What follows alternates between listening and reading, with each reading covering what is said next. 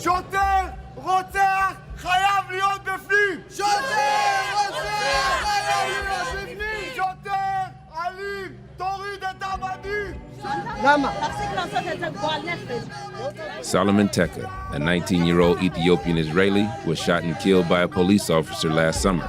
In March, his family and supporters showed up at the officer's trial. The officer said the shooting was an accident after he fired at the ground. He faces a maximum of 3 years in prison. החוק שלכם, אתם המצאתם את החוק מאסר עולם. זה החוק של רצח. אז איך 3 שנים? איך? בואו נשב, נגיד את כל הקורבנות של הנרצח, הם כולם ביחד. אברהם גלקין! נרצח על ידי שוטר! סלומון טרפה! נרצח על ידי שוטר! סלומון טרפה! Teka's death wasn't the first to rally the Ethiopian Israeli community. Over the past 5 years, 6 young Ethiopian men have been killed by cops, according to a local advocacy group, leading to huge protests across the country. None of the officers were prosecuted until now. This might sound a lot like the Black Lives Matter movement in America, but for Ethiopian Israelis, their struggle for acceptance is complicated by both race and religion. They're facing injustice in the world's only Jewish state, even though they're also Jewish. Young Ethiopian Israelis like the rapper Teddy Neguse have been at the forefront demanding change.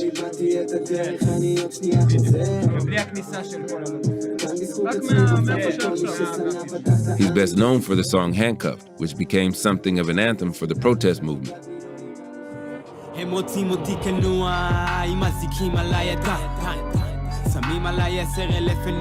What are some of the lyrics that you think speak the strongest to people, that resonate with them the most? אני זה בעיה, אני זה המיעוט, אני זה הסיכון, זה הצבע הלבוש. אני תעלומה, אז תביאו את הבילוש. אני זה העילה, לא צריך את הצו חיפוש. תצלם בפלאפון, תעלה לפייסבוק. The music video was based on a real-life act of police brutality. In 2015, 2 police officers were involved in the beating of an Ethiopian Israeli soldier. Neither officer was charged. The visuals are pretty strong. Yeah. I knew that I need to bring it to the Israeli audience, for them to understand what I'm speaking about. It's me making myself as all the issues of racism and police brutality reflected on me.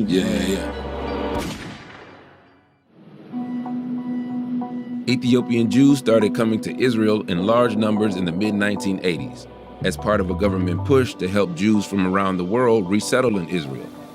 More than 20,000 of them were airlifted out of persecution and political instability into a promise of citizenship and belonging. Teddy's family was among them.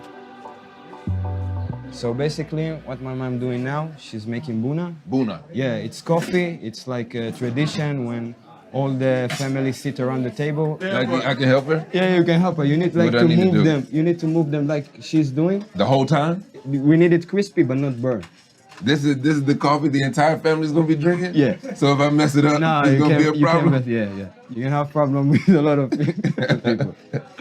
זה בסדר? קצת. כן. Once in Israel, Ethiopian Jews found that they weren't always welcome. Since they lived in isolation for thousands of years, some of their traditions differed from modern Judaism. יפה! וואו.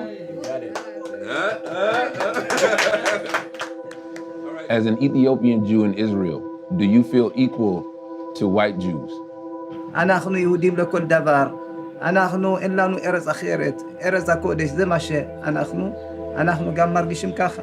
זאת אומרת, למרות שיש מוסדות כאלה וכאלה שלא רוצים, לא כל כך מקבלים אותנו. אני לא פחות מלבן, ברור שלא. ואני גם עושה הכל כדי שאני לא אהיה שונה, ומי שמסתכל תמיד יסתכל באופן לא שווה.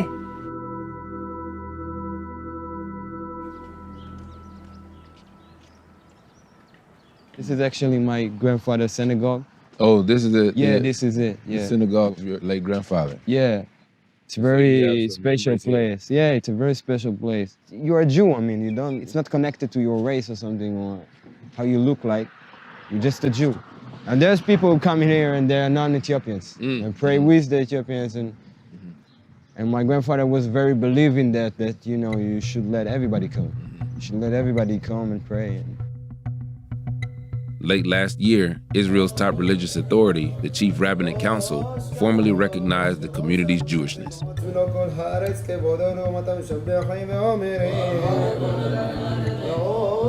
Rabbi Shlomo Omar was a member of the council until 2013 and advocated for the change.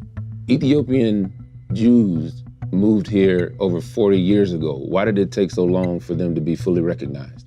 אין תיעוד בתעודות ברור מי יהודי או לא יהודי, אין תיעוד ברור באתיופיה. ואז צריכים לברר, יכול להיות שבשביל זה הרבנות הראשית חיכתה שייתנו לה את העבודה, לעשות אותה בצורה נכונה, בצורה מקורית ומדויקת. זה לא עלבון, זה לא שדוחים אותם חס ושלום. Have you experienced any racism within the council that would make Ethiopian Israelis feel this way? אני נתקלתי בבעיות, לא חושב שזה גזענות. כמובן שלפעמים מדי פעם יש יוצא מן הכלל, ואז הם מקים תגובה לפעמים גם קשה, כי זה כואב להם. הם סבלו שם אלפי שנים, בגלל שהם יהודים, אז אנחנו באים פה ופה אנחנו צריכים לסבול ביהודים. אז אפילו סבל קטן בעיניהם הוא גדול. The Israeli government says it's doing what it can. Prime Minister Benjamin Netanyahu has publicly condemned racism towards Ethiopian Israelis. אנחנו נאבקים בנחישות בגילויים של גזענות ואפליה. בשום פנים ואופן לא נסבול תופעות כאלו במדינת היהודים הדמוקרטיים. Protest over police brutality prompted the government to launch a series of reforms, including opening a hotline for public complaints and creating a task force to root out institutional racism across its ministries and law enforcement. Aweke Zena is in charge of the unit. When you speak about these reforms that you've implemented, have you had any pushback from the government? Have you had any pushback from the general public? It's very complicated, you know. It's a very sensitive issue. Yeah. You know, no one wants to create or to be to charge in racism. Which reforms have been the most difficult to implement? In my view, the policy reforms it's most difficult. And why is that? For us. Because first they are big organization, and second, I think they still believe they are doing good, and they are not see the problem, how they are policing, how they are treat people, how they are enforce the law, and unfortunately, we didn't yet to cooperate and to convince them to take the step to change. We reached out to the Israeli police, but they declined to speak with us. Young Ethiopian Israeli men like Teddy's friends doubt government reforms can change what really matters, how they're seen by the broader Israeli society. Most of the Israelis are not racist, but They are silent, and being silent when you see racism is, you know, Part of the problem. a problem. Yeah. So if we will fight, if we will, be activists for that, maybe the rest of the Israelis will, be with us and make a statement against racism. Mm-hmm. How do you all identify? Like Ethiopian, Israeli, Jewish? For me, I'm both of them. What first? Ethiopian. What first? Ethiopian. Ethiopian. Yeah. Then Israeli. Yeah. And what about you, bro? I'm Ethiopian, then Jew, then Israeli. Because I feel like they don't want us here. Sorry, man.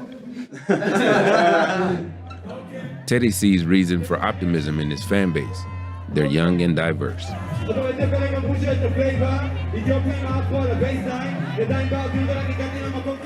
I think that our generation is on the halfway of bringing the solution. I mean, just like for me to grow up with people who are not Ethiopian and for them to feel about me like I'm their friend and I'm their brothers. Like, so I think this is what can fix racism.